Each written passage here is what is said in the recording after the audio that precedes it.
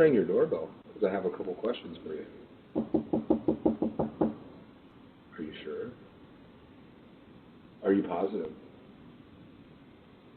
Are you sure? I just have a couple questions for you. Are you sure? Are you positive? I just have a couple questions for you. Are you sure? Are you positive? Are you sure? Are you absolutely certain? As well as knocking, he kept repeating he wanted to talk to her. He had questions for her.